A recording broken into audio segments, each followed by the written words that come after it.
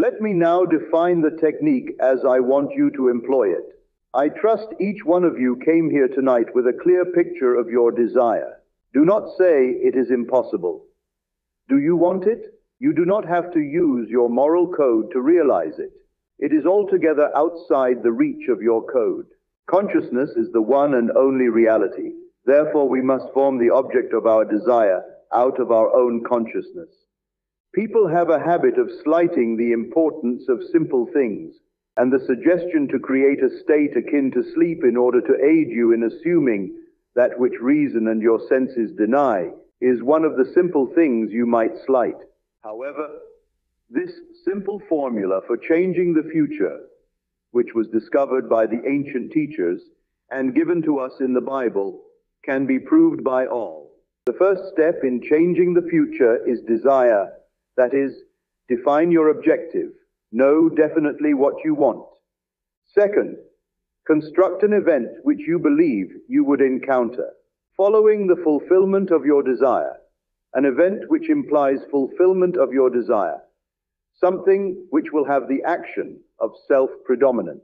The third step is to immobilize the physical body and induce a state akin to sleep. Then mentally feel yourself right into the proposed action. Imagine all the while that you are actually performing the action, here and now.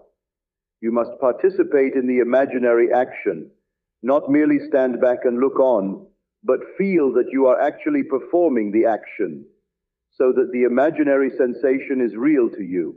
It is important always to remember that the proposed action must be one which follows the fulfillment of your desire, one which implies fulfillment.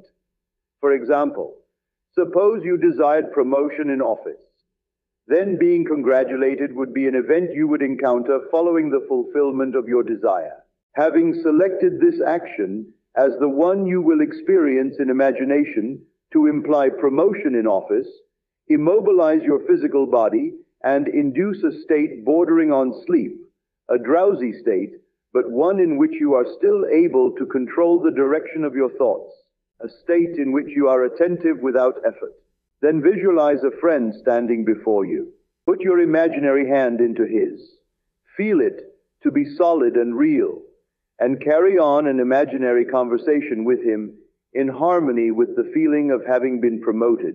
You do not visualize yourself at a distance in point of space, and at a distance in point of time, being congratulated on your good fortune. Instead, you make elsewhere here and the future now. The difference between feeling yourself in action, here and now, and visualizing yourself in action as though you were on a motion picture screen, is the difference between success and failure. The difference will be appreciated if you will now visualize yourself climbing a ladder. Then, with eyelids closed, imagine that a ladder is right in front of you and feel yourself actually climbing it.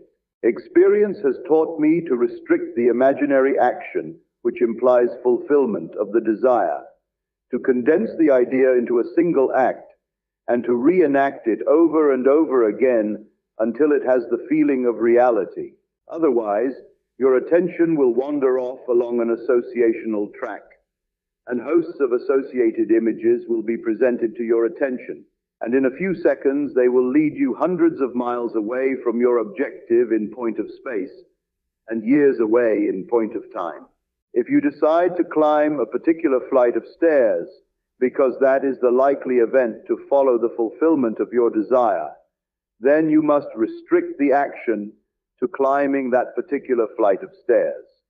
Should your attention wander off, bring it back to its task of climbing that flight of stairs, and keep on doing so until the imaginary action has all the solidity and distinctness of reality. The idea must be maintained in the mind without any sensible effort on your part.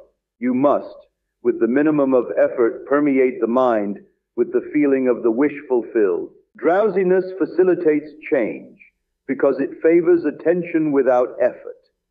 But it must not be pushed to the state of sleep in which you no longer are able to control the movements of your attention, but a moderate degree of drowsiness in which you are still able to direct your thoughts. A most effective way to embody a desire is to assume the feeling of the wish fulfilled and then, in a relaxed and drowsy state, repeat over and over again like a lullaby any short phrase which implies fulfillment of your desire, such as, "Thank you, thank you, thank you," as though you addressed a higher power for having given you that which you desired. I know that when this course comes to an end on Friday, many of you here will be able to tell me you have realized your objectives. 2 weeks ago, I left the platform and went to the door to shake hands with the audience. I am safe in saying that at least 35 out of a class of 135 told me that which they desired when they joined this class, they had already realized. This happened only 2 weeks ago. I did nothing to bring it to pass, save to give them this technique of prayer. You need do nothing to bring it to pass, save apply this technique of prayer. With your eyes closed and your physical body immobilized, induce a state akin to sleep, and enter into the action as though you were an actor playing the part. Experience in imagination what you would experience in the flesh were you now in possession of your objective. Make elsewhere, here and then now. And the greater you, using a larger focus, will use all means, and call them good, which tend toward the production of that which you have assumed. You are relieved of all responsibility to make it so, because as you imagine and feel that it is so, your dimensionally larger self determines the means. Do not think for one moment that someone is going to be injured in order to make it so, or that someone is going to be disappointed. It is still not your concern. I must drive this home. Too many of us, schooled in different walks of life, are so concerned about the other. You ask, if I get what I want, will it not imply injury to another? There are ways you know not of, so do not be concerned. Close your eyes now, because we are going to be in a long silence.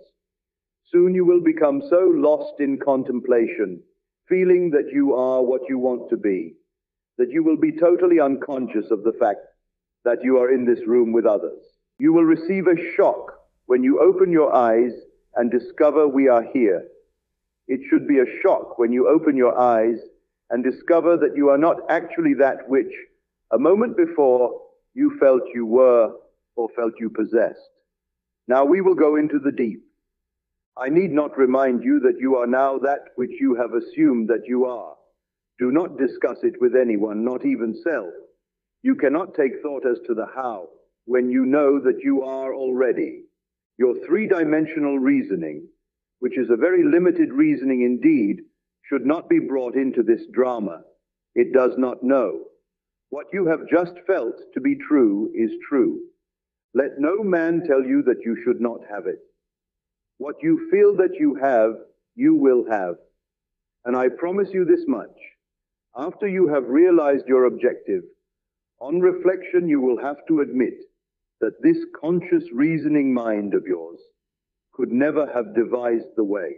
You are that, and have that which this very moment you appropriated. Do not discuss it. Do not look to someone for encouragement, because the thing might not come. It has come. Go about your Father's business, doing everything normally, and let these things happen in your world.